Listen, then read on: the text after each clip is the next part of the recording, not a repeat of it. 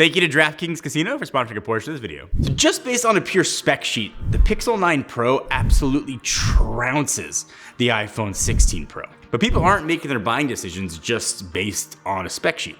The iPhone brings a lot of intangibles, things that you can't maybe see from just a piece of paper or the speed of a processor to the table. Why?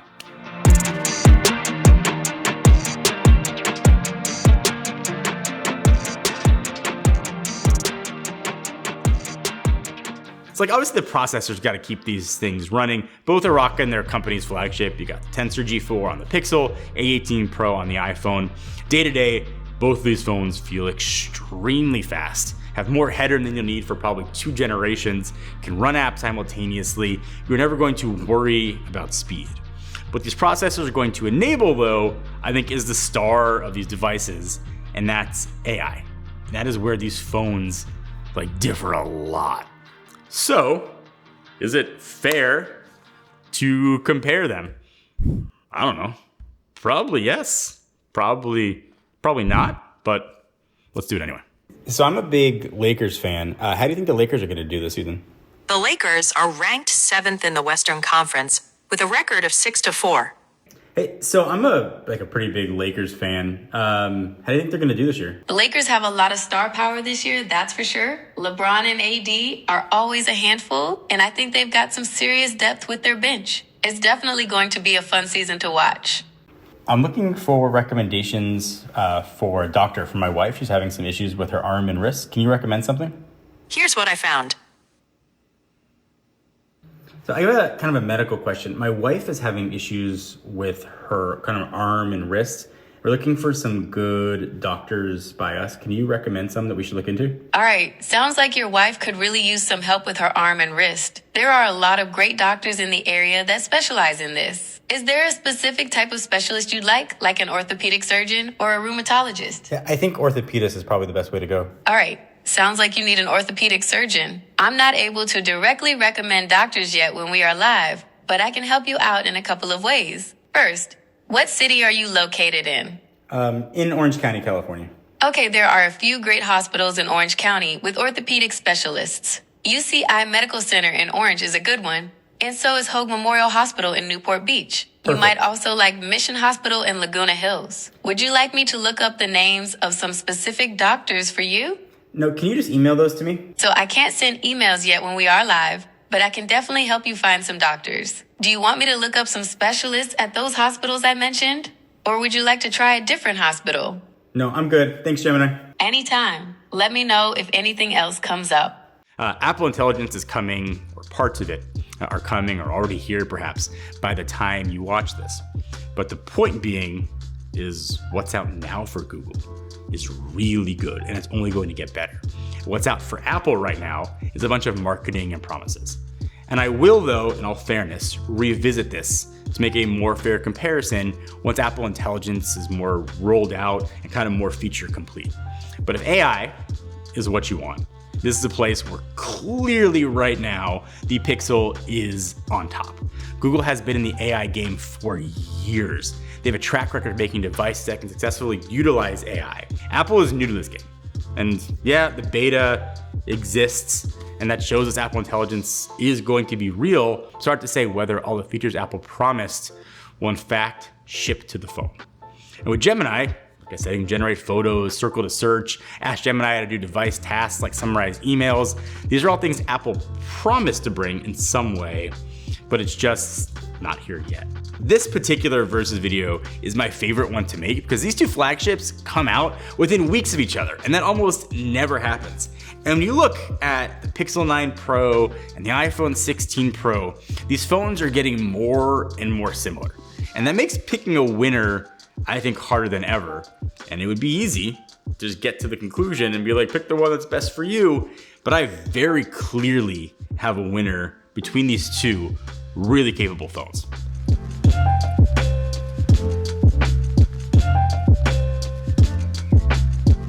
So like for generations, the biggest comparison point between these two phones has always been the camera system. And this year, if you look at both cameras, like with the rest of the phones, these two systems are very similar on paper. Look at the photos though, I think it's clear that these two cameras have vastly different philosophies of what a camera photo should look like. And that is awesome. I love that there's choice in the market for what style of camera that you like. But let's just blind camera test things here. So look at the blue of the sky. Look at the yellow of the lemons. Look at the red of the pomegranates. Look how it's handling skin tone. Look how it's handling just background and shadows. Can you tell me, and let me know in the comments, which one is a Pixel 9 Pro?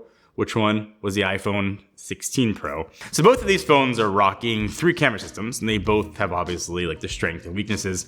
The Pixel 9 Pro has a 50 megapixel main camera, 48 megapixel ultra wide, and a 48 megapixel 5x telephoto. 16 Pro, 48 megapixel main camera, a now new 48 megapixel ultra wide, and just a 12 megapixel 5x telephoto. So the main camera sensors on both, I think, look really similar. You can go back and forth on like the scenario, which one you like best. And the same goes for the ultra wide too, where there is a gigantic difference, and a definitive difference is with the telephoto camera. And I think this is not like a subjective thing. I think there's no debating it. This is the biggest weak point in the iPhone camera system, and the Pixel blows it out of the water with detail. So here are like a bunch of different options. You can look again at the greens and the blues, and you can see the difference when it comes to telephoto. And I live in 5X. Telephoto is one of the most important determining factors for me to buy a phone. My kids play sports, my daughter's dancing, I'm not always sitting right up close. That is a very important thing to me. Now, you might not care about telephoto, this might not be an issue for you, but I want the best quality photos at a 5X zoom that I can. And when you put, like I'm doing right now, 5X to 5X, there's a very clear difference. But like I was saying, aside from telephoto, both of these camera systems produce very similar results. I think what sets them apart, as it has been the past couple years, is on the processing side. And the options on the Pixel side, I think, are super fun. Add Me is wild. Here's some examples of myself with my wife. We did not take that picture together. She started off with the chair, and then I added myself afterwards. I had a blast with it. I'm not going to use it every day, probably forget about it after the first couple weeks. It's just another thing that kind of makes the Pixel camera, at least to me, feel a bit special. But interestingly, this year, the iPhone's got a new trick up its sleeve. It's called photographic style mode, lets you adjust the way the camera processes photos, and Apple kind of glossed over this quickly, but I think it's a huge deal. You can now make the iPhone photos look however you want, including make them look like Pixel photos. For example, here's a photo from the Pixel 9, and here's a photo just default from the iPhone 16 Pro. You can see a difference. If I make a photographic style that looks like the Pixel, here's the Pixel photo, here's the iPhone photo. You can see how eerily similar they are. So in a way, the iPhone camera can kind of imitate the camera on the Pixel, which I think can be a benefit if that's what you want. And you get to video, and I think the perception is that what you're getting on Android as a whole, especially the Pixel, is not up to par with the iPhone. Actually, I think what Google's done this year especially has been absolutely incredible for video. And sort of that old kind of narration that video is not going to be as good, I don't think is in play anymore. In fact, this camera is actually being shot with the Google Pixel 9 Pro, and I think it looks really good. In fact, using this to shoot video, I think in a lot of ways you'd be hard pressed to see the difference. And I'll talk about the differences in a second. The whole point here is to say what Google's done with video is clearly take it more seriously, and it is now incredibly usable. With a caveat, where you might see a difference is when you upload video to third-party social media apps. So you're uploading to TikTok or Instagram or anything else, you're not always gonna see the same quality video. Developers there are trying to make their app work with a ton of different Android phones as opposed to just a few iPhones. That's kind of the downside of having so much choice in the Android world. But even then, even on TikTok or Instagram, the video still looks really good, but it might not look as good as the iPhone. On the iPhone though, you do get more flexibility for anyone looking to take video more professionally. You can record in ProRes and log, which gives you really awesome quality editing capabilities. But if you are a content creator and you use your phone for content for a living, as good as the camera is on the Pixel 9 Pro and Pro XL, and it is really good, the camera on the 16 Pro and Pro Max is still really hard to beat.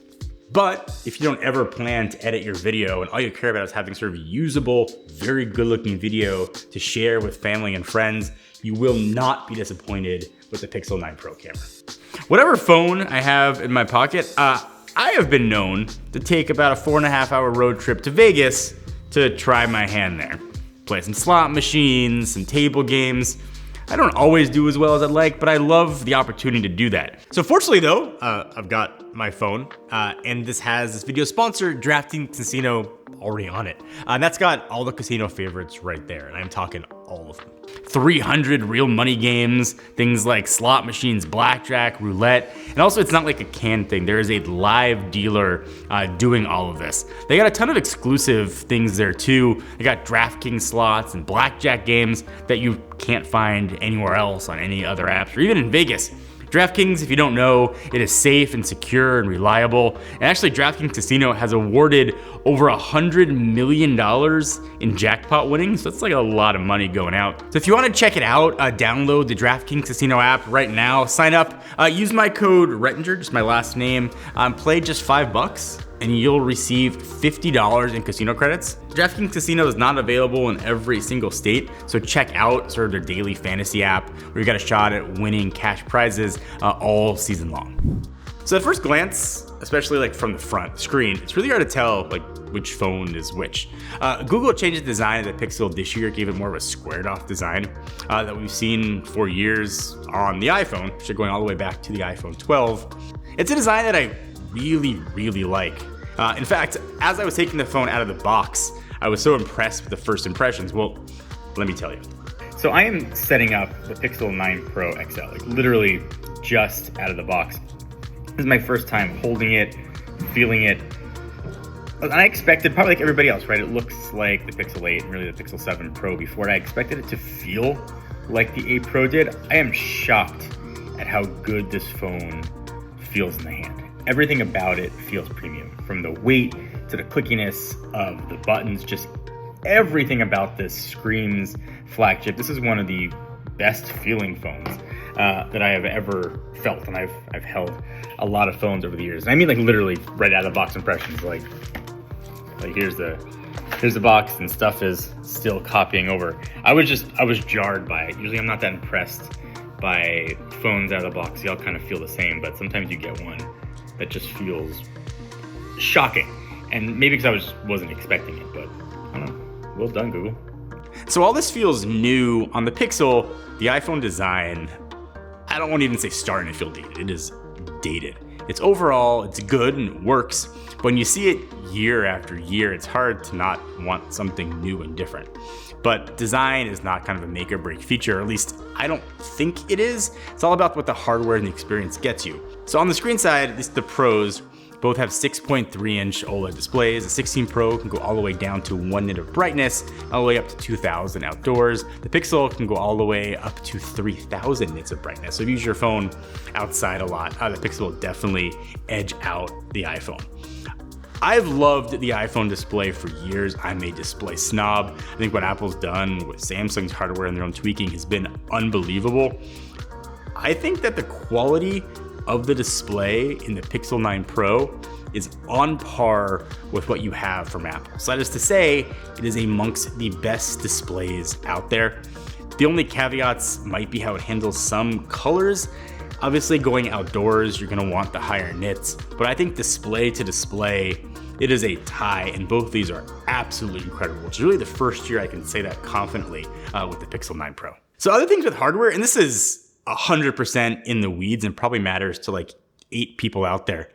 But as I was setting up the Pixel, I was doing a migration from an iPhone. So first, the restore and backup on any Android is not great. Maybe it's okay going from the same manufacturer to the same manufacturer, but I had to keep my iPhone and my Pixel both connected via USB-C cord. The Pixel was straight out of the box, and the iPhone was like early evenings. My iPhone was at like 50%, and it took a really long time to transfer. In fact, it never actually finished, it just hung at 99%, and it took so long, I had to start worrying about battery life because both didn't have much left. So with the USB-C ports taken, I figured I could wirelessly charge them. This is something I never thought I'd ever end up testing. just so you know, because I learned it, only the Pixel could wirelessly charge while plugged in. The iPhone could not. Like I said, very in the weeds, but if you care about it, I thought it was worth knowing. And I know it's like a tradition now, but I will never get behind having the power button on top of the volume rocker on the Pixel ever. It's probably muscle memory and probably in the minority, but please reverse it.